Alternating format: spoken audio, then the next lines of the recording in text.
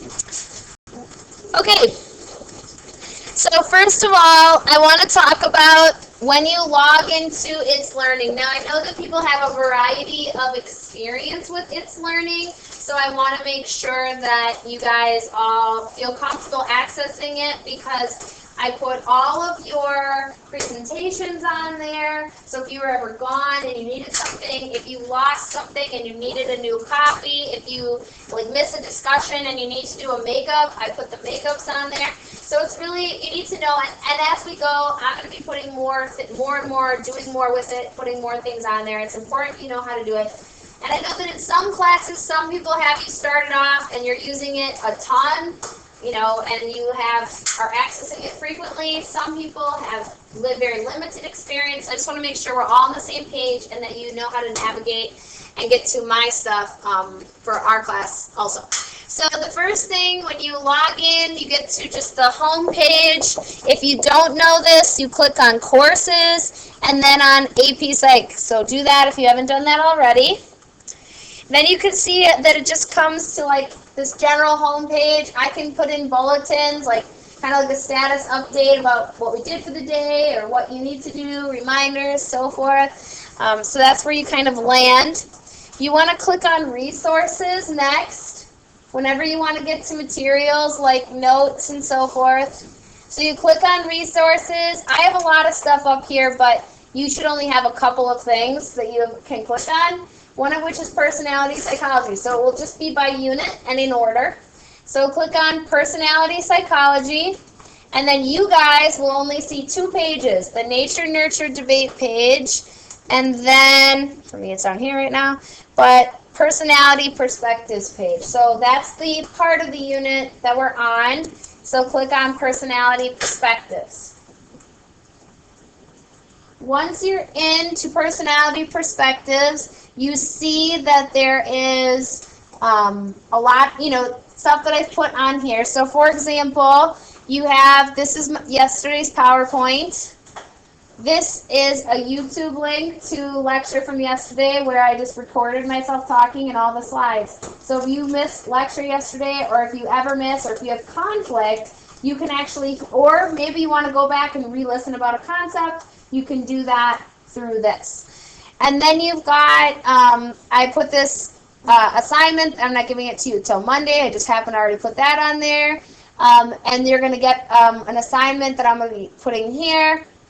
But for now, you're going to click on Reading Check number 1. And you are going to use your reading guide, that yellow sheet, to answer just 3 questions about the reading that you did for today. Click Submit, and after you've done that, log off, and you can put the Chromebooks back on the cart that you obtained it from. Please, please, please plug them in when you put them on the cart so that's just less work for me for later. So small group is your Monday, Wednesday time when you're picking which section.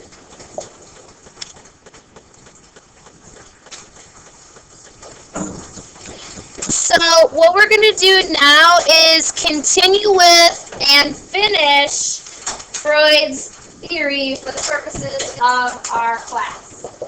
So what you have is, we started off with just this id, ego, superego. I told you that that's all formed by age 6. We talked about how that can create conflict. In your reading guide, you were asked about, I think, the purposes of the psychosexual stages, but I didn't go that much into it on your reading guide. I knew that we would do a lot with it in class. So that's what we're going to talk about now, is the next piece of Freud's personality theory, which is the psychosexual stages. So Freud said the personality develops along with the id, ego, superego. That's done by age 6. Personality forms also due to these developmental stages that he said every person goes through, and that also ends at about age 6. Okay? So you've got one aspect, the id, ego, superego, but now you have this additional thing that's happening, which is this psychosexual stages. So while the id, ego, and superego are being formed, you're also going through these stages. During each stage, Freud said that it is focusing its pleasure-seeking principles, pleasure-seeking aspects in an area of the body. So now when we're talking about pleasure-seeking in it, we're talking about sex drive, in quotes, libido. Now we're talking about before age 6. So this isn't an adult type of sex drive. Think of it as more, that's why I put up here, pleasure-seeking, okay, as opposed to like your adult, what the adult definition of sex drive would be. So this is where Eros in particular and Thanatos are really focused around an area of the body during these stages. And what you need is a healthy balance. During each stage, you need to be able to, explore a little bit, but not too much. Right? You can't be denied, you can't overdo it. You have to kind of strike this healthy balance. Okay, so you need this healthy resolution, and that's how you get through these stages in a good way. And that's what you want to do, because if you have too much conflict in any one of these stages, if you get too much or too little of something, you'll end up stuck. Where Freud said fixated at that stage. So in each stage, there's a focus. And if it's not handled correctly, if you get, again, too much, too little, you don't have that balance, you'll end up fixated. And remember, Freud is talking at the time, the Victorian era. We talked about this being kind of a repressed time period. But also, he's working with patients that have problems. So a lot of the things that we're going to see, a lot of the things we end up talking about with Freud's views is kind of the negative, where things go wrong with a personality. Okay? And so I think you'll notice that as we talk, and that tends to be a criticism of Freud as well. So Freud says, a little quote from him, personality forms during the first few years of life, rooted in unresolved conflicts of early childhood. Okay, so that's kind of a key thing, that's childhood is at the root of all of this, of something that can go wrong later. So in seeking pleasure, our stage 1 is called the oral stage. So this is 0 to 18 months, and this is centered around the mouth. Now, I always like to point out, and I think it's really interesting, because Freud was the first, but his observations are very accurate in a lot of ways, right? Like, if anyone, I have a baby at home, but if you've been around babies at all, right, if a baby gets a toy, your phone, car keys, whatever it is, what do they do with it? They put it in their mouth. Okay, so I'll look over, like the other day, we just came in the house and my daughter's like looking at something and I see her stuff it in her mouth and I ran over to grab it. It was a leaf, okay, that she found on the floor. Okay, so she's like, oh, what is this strange thing? I should probably taste it. Okay, so that's just how babies are, right? So Freud is accurate that they're going through this during this oral stage. Okay, so here's where it may be, see what you guys think. Come on, man. Uh-oh, I hope it's not stuck. I hope my PowerPoint's not fixated. Okay, let's go here. But all right, so I have a couple pictures of my son here as evidence. That's him eating his toe. Right? Toys. Okay, so now here's the deal, though. Do you want to then prevent them from chewing things? No, you can't prevent. You don't want to prevent it, but you don't want to allow too much. If you do, you end up fixated. Now, I have for each slide examples of being fixated. You could get down maybe 1 or 2. You don't need to write down the entire list. Okay, so nail biters in here. Pen chewers. Freud would say that's evidence maybe of an oral fixation. Problems overeating, undereating, and some of these other qualities as well. Yes? So we found out that most of these stages have been disproved. So what they're talking about in your book is that, he placed all his stock in this, and we'll talk about criticisms a little bit more on Monday, but he placed all of his stock in this and saying that these stages, obviously it would be pretty daunting to say that your personality is sealed by age 6, during how much your parents let you chew on something or not chew on something. You can do nothing about it. So a lot of the stuff, early ideas of straight up stages, going with ages, that's universal. It's been, like, we know that the human experience is a little bit more varied and there's a lot of other factors. So yes, so in some ways it's been disproven, but some of the foundations of what he's saying is accurate, or we still continue with today. Does that make sense? So just not as a whole, but maybe pieces of what he's brought forth comes forward. Okay. All right, so if you look at this list, I mean, none of these things are good qualities. And this is what I brought up before as well, is that this is all looking at deficiencies kind of in our personality, so he's kind of a negative guy, but that's, again, his experience and the patients that he's working with. All right, stage 2, the anal stage. 18 to 36 months. Okay, focus on bowel and bladder function and elimination. Now, unless you have a younger cousin or younger sibling that you've really watched growing up, this maybe you don't have as much knowledge about. And I really didn't until fairly recently myself with my own child. He literally, at about 18 months, he started wanting to use the bathroom. And he asked for his own, potty chair, like his cousin had. And so he got his own chair, and sometimes he was going on there. And me and my husband are like, yeah, we have a genius child, and he's probably going to be potty trained any minute now. But it ended up taking until literally he was 36 months. Like, he turned 3 and all of a sudden got it and was potty trained. Okay, but it took us a while, and there was ups and downs the whole time where he's got it and doesn't have it. And there's a lot of conflict with parents, okay, where no, I'm not going to go, and you can't make me, and I'm my own person, and, whatever. So, we tried all kinds of things. There's a lot of M&Ms doled out at the Clark household, right? Lots of stickers, okay?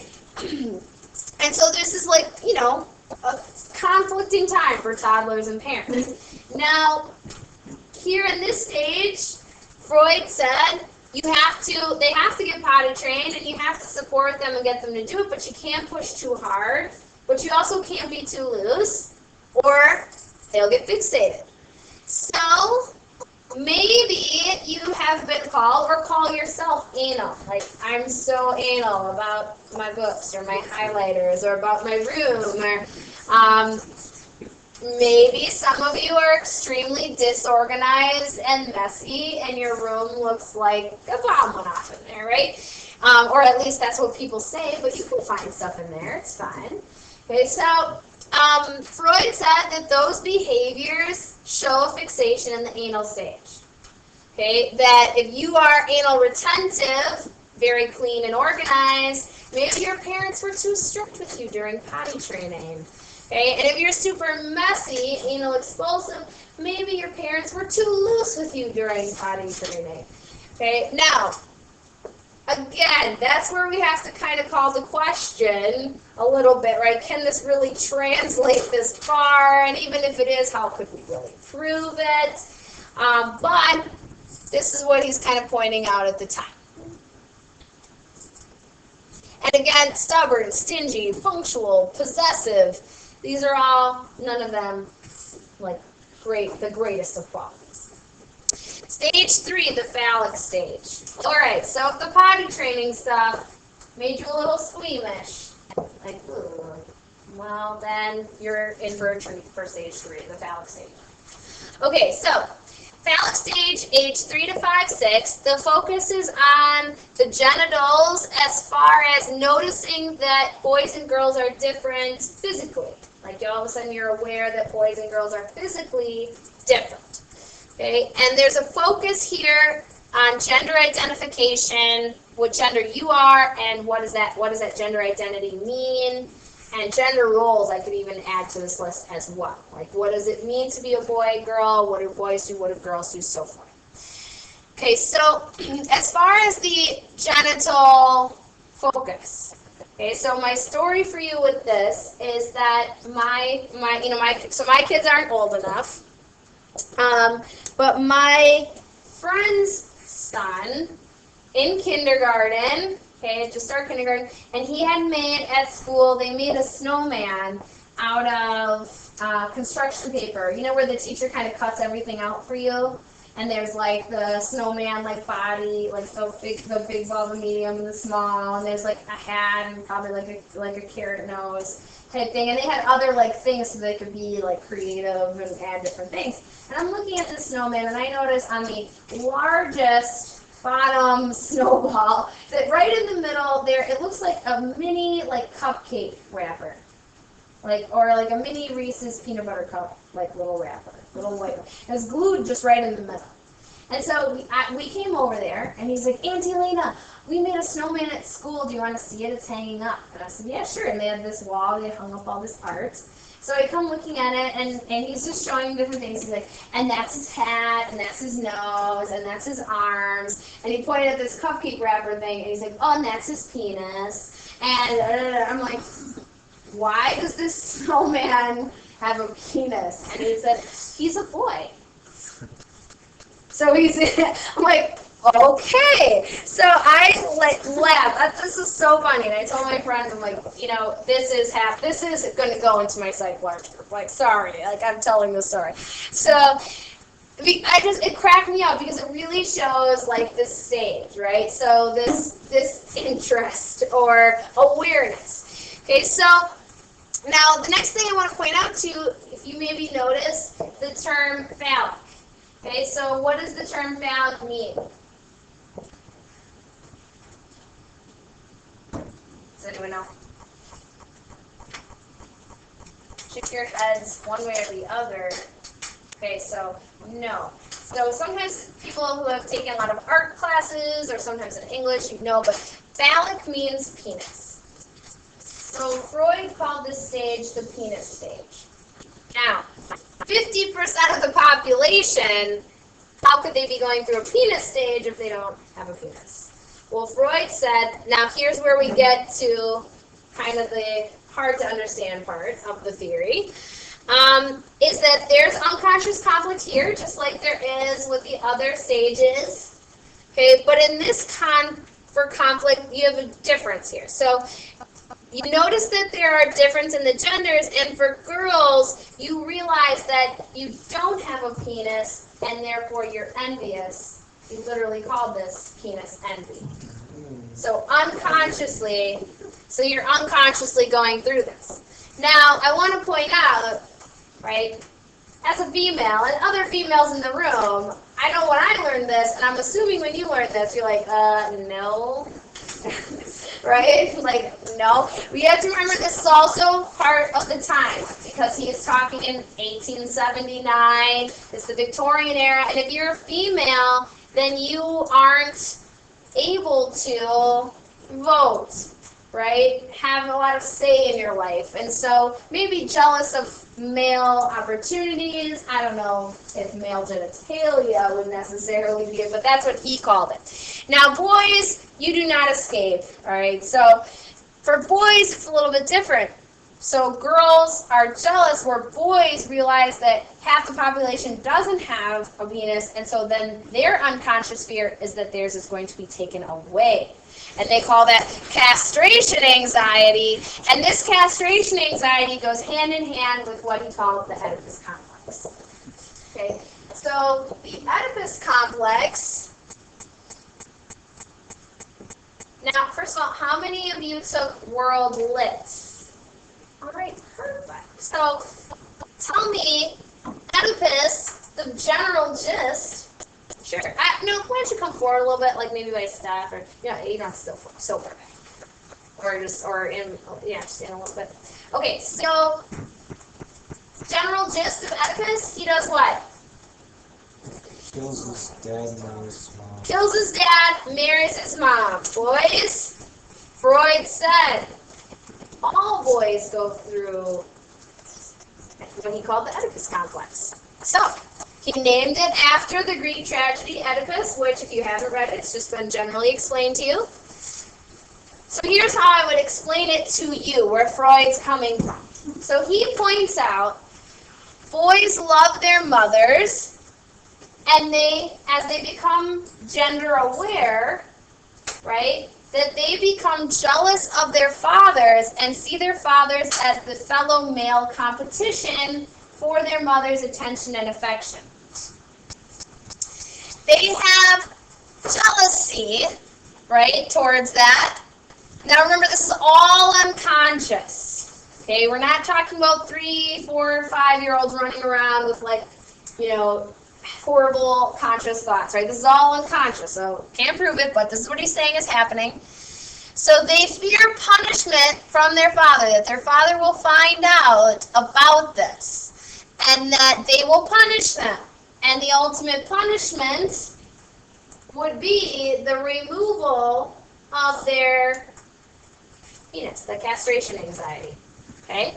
So they fear punishment. So the healthy resolution. So while this is happening unconsciously, all this Oedipus stuff is happening unconsciously, what a child is influenced to do is then to model themselves after their same-gendered parent.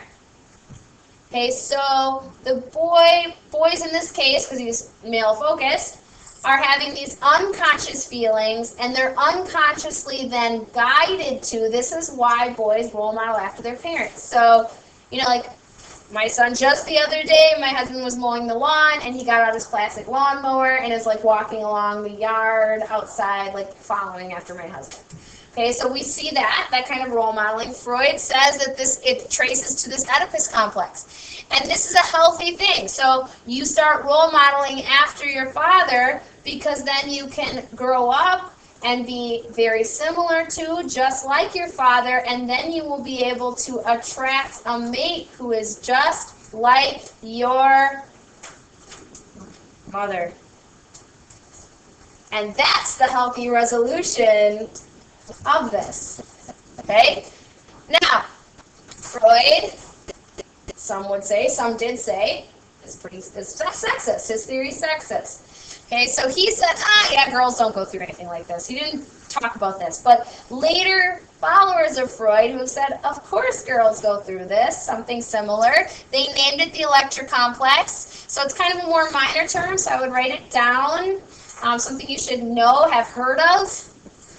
But, so Freud didn't believe in a parallel for girls, that girls go through this, but others have later written about Electra complex. Same thing, that girls, right, recognize the genders are different. They start to see their mothers as competition for their father's affection as the same gendered in the household. So they start to have unconscious feelings of jealousy, fear of punishment. So they start role modeling themselves after their mothers so they can grow up and be like their mothers, so they can attract a mate who's just like their fathers.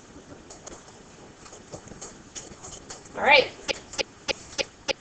Fixation here. If you do not get out of this, if you do not have like that role model, if you don't get out of this stage in a healthy way, you will end up as an adult maybe in a lot of unhealthy relationships, having gender confusion, Freud said. Reckless, vain, proud, narcissistic. You don't have to write them all down. Maybe the relationships thing would be key. But either way, you see negative issues in adulthood. This is traced to fixation in childhood, specifically the phallic stage. All right, so draw a little line in your notes and note to yourself that at this point, Freud says your personality is now formed. Mic drop. Over and out. Done. Okay, there are 2 more stages that people go through. However, at this point now, we might start to see the fixations from those earlier stages. So stage 4, he just called latency. The root word latent, you see a lot in different psychological terms. Latent means hidden.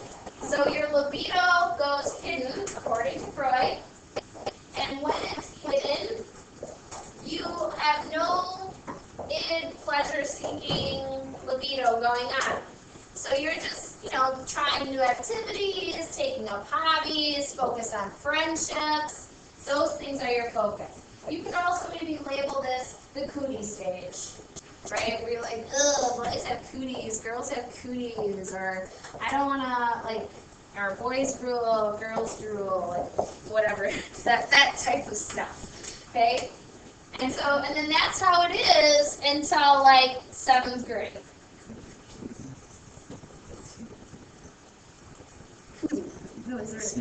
Yeah, COO. CIO. Did you ever play the game? Did you play the game Cooties? Did anyone play the game Cooties?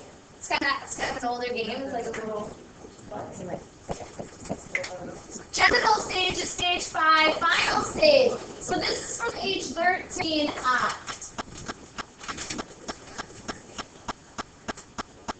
Okay, and this is puberty.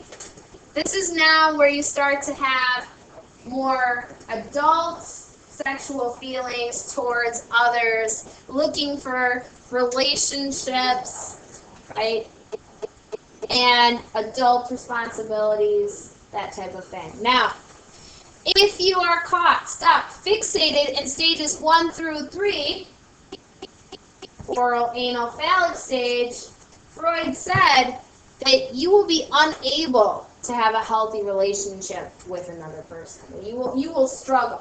So, again, let's go back to who he's working with, people with problems. And so he's looking at all these people with problems and, he's saying, well, it's because you're fixated and, you have these issues. So in his view, if you're stuck, then you're not going to truly be able, especially 3, you're not going to be able to have a healthy relationship with another person. So that's the genital stage. So stage 4 was latency, as in hidden feelings, libido just goes away, and that's just basically elementary school age, that time frame. And then you get kind of middle school age, 7th grade, onset of puberty, genital stage, and then that's where you are for the rest of your life. Okay, so last kind of topic for today. Freud said, his quote, life is not easy. And that is true. We all have struggles. And sometimes we really struggle with ourselves. Has anyone had like one of those days where you just feel like you are a fail? Like, I'm like, I am such a fail today. Like, I am failing. I'm like the worst mom, or I'm feeling like the worst mom, and like I'm missing this thing. I'm late on that. I forgot about this totally, right? And you just, you feel like this? Okay, so, and that's not a good feeling, right? Getting a bad grade on a test, right? Knowing you forgot, because nobody likes these feelings. So Freud said, like, life is not easy. We all have struggle. In addition to the fact that you have your unconscious struggles between your id-ego and superego, and you've got your potential fixations and childhood repression going on, right? So you have to have ways to deal with that. Means of self-protection, and that's defense mechanisms. And this is our last component for Freud. So you have a lot of inner conflict, either between your id and superego, the battle for your personality, for your ego, right? And that creates anxiety. You also have, other potential negative happenings, negative feelings, protection of self-esteem, so forth, that you have to deal with. Okay, so the ego likes to protect itself and get rid of anxiety by using defense mechanisms. And defense mechanisms are the different ways in which we remove that anxiety or make you feel better by distorting your reality. And you read about and wrote about 9 different ways. And this is not an all-encompassing list. These are just the 9 big ones. And I have a couple more I'm going to share with you. But the 9 big ways in which we protect ourselves, or can protect ourselves. And maybe some of you do more of these than others, which brings me to my next thing. I want you to, in your yellow packet, for the 9 defense mechanisms, you guys wrote a definition and an example. Maybe some of these defense mechanisms struck more of a chord than others with you personally. Which one did you really see yourself in, like, oh man, I do that, I use that, whatever. You're kind of sitting, you are sitting in kind of partner clusters. So just with the person sitting next to you, if you're sitting by yourself, turn around and be a group of 3, or just join forces for literally 2 minutes to 45, and just kind of share with the person next to you, which of these defense mechanisms really stuck out to you? Do you feel like you use a lot? Go.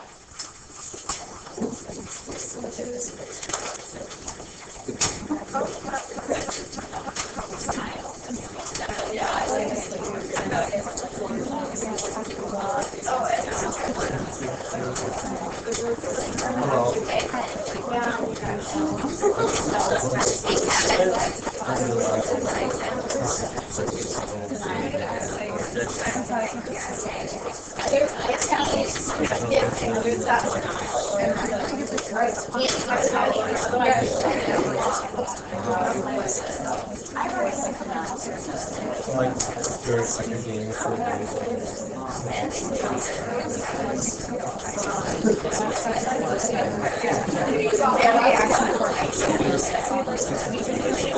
yeah.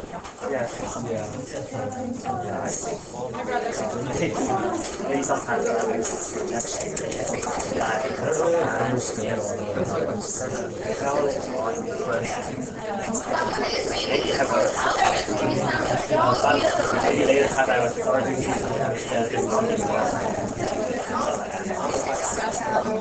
I think displacement the most. Okay. All right. So let me bring you back here a little bit early. Jacob just said to me, man, I use displacement the most. And I think I heard that from a couple other places. So how many of you, that was the first one you talked about, or one you really, or that you did talk about displacement? That's one that you use frequently. Okay. What else? Did anyone have another one in common, like with their partner, or they feel like they use a lot? Yep. Denial. Yeah.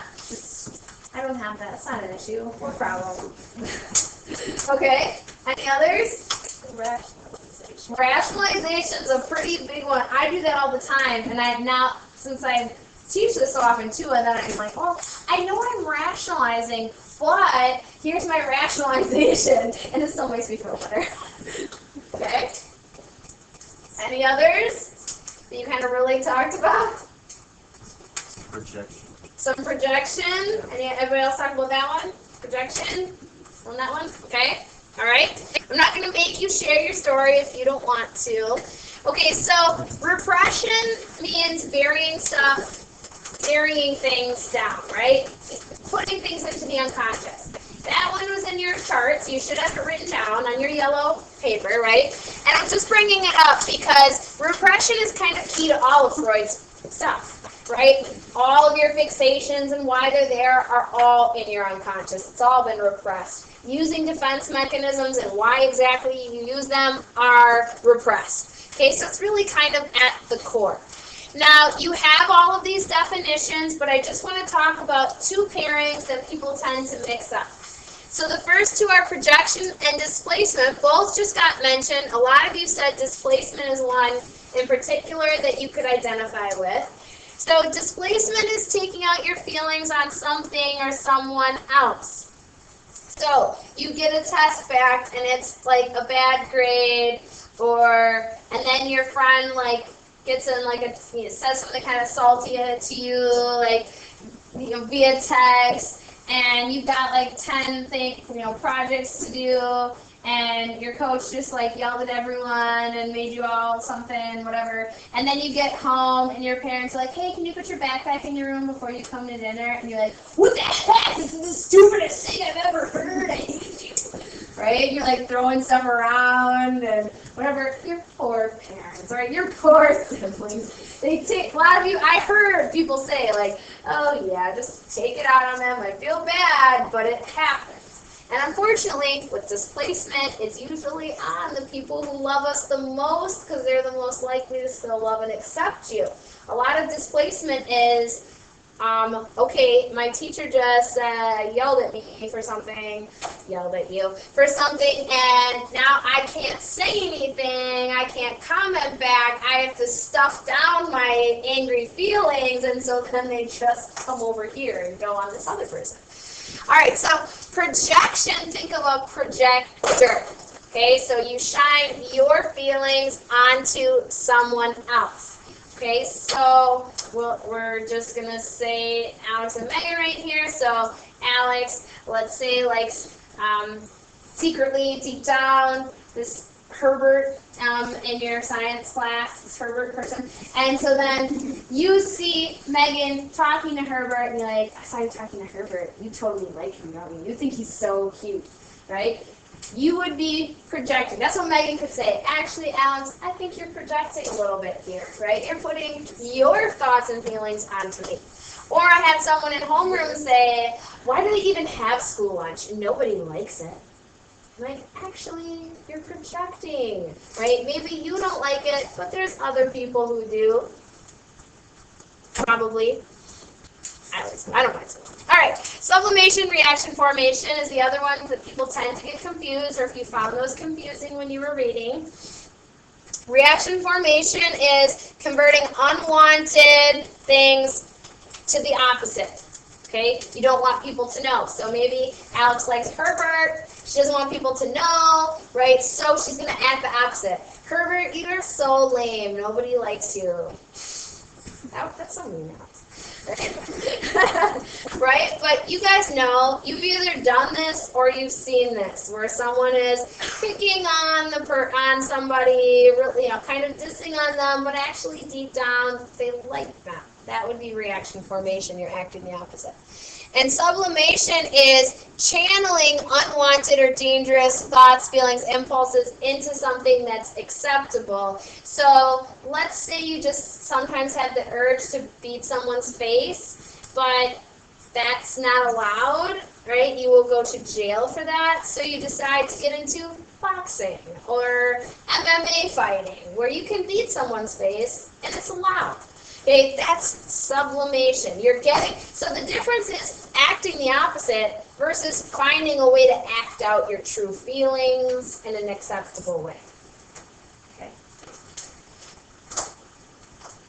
There are 3 that you're going to just add into your list, your notes.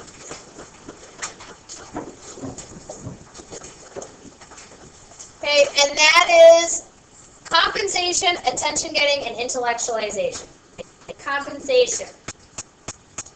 A lot of us, most of us in here have strengths and weaknesses. Compensation is when you pour yourself into your strengths so that you don't feel bad about your weaknesses. Now, when you get home and you have homework to do, and one is for your strength class, and one is for your weak class, or weak subject, which one do you do first?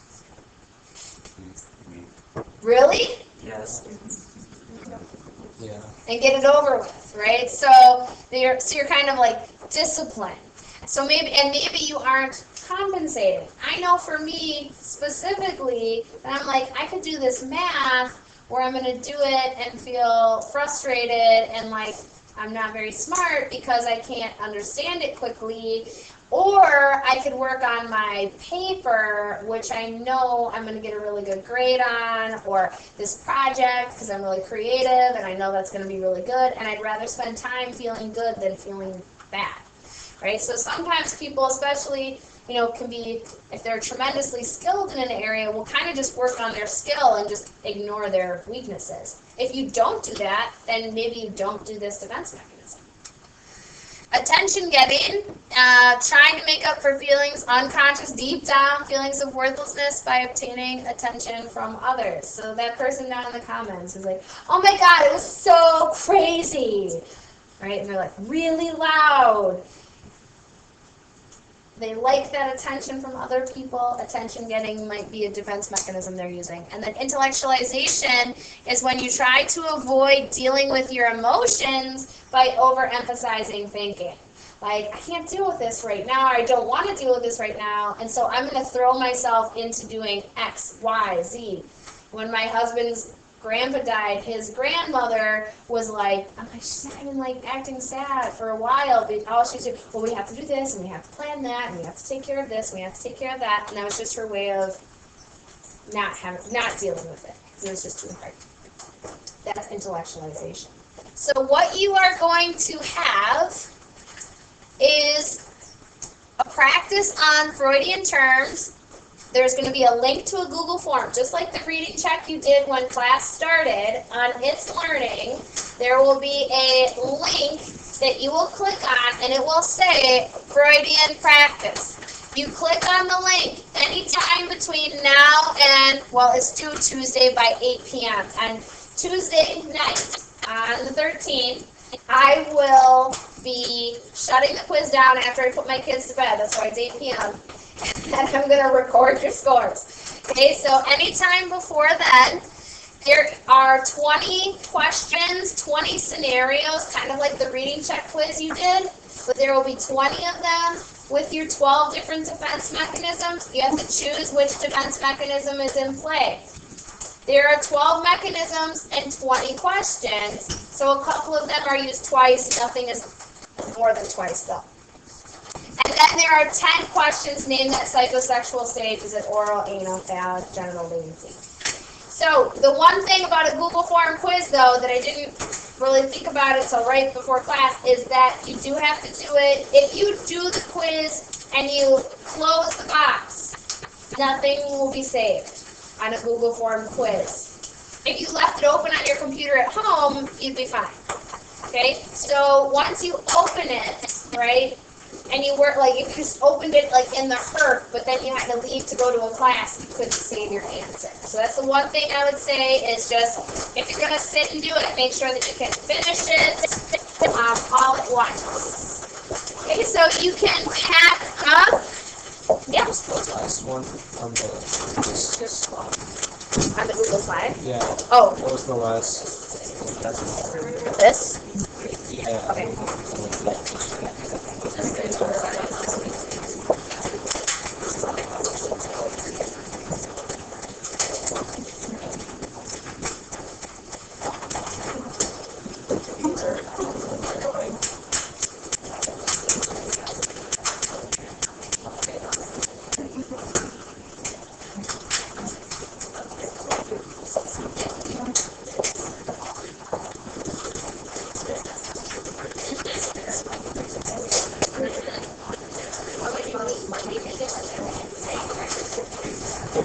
Probably I would say it would be better for you to take it just because what the test is starting here with everybody else is going to have like a review day, or we're going to talk about this last of all the periods one final thing here, and then so I just feel like we can rush it for you to try to get it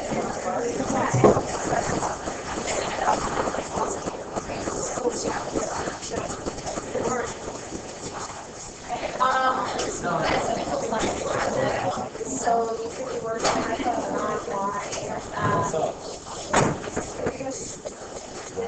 I'm going to actually use schedule Monday. So you'll have it Monday. So I would say probably it will kind of depend. Let's just check in before you go. Okay, sounds good. Yeah. You gotta go get the What? Yes, I forgot to stop this. Sorry, this is going on forever. People who are listening to this lecture.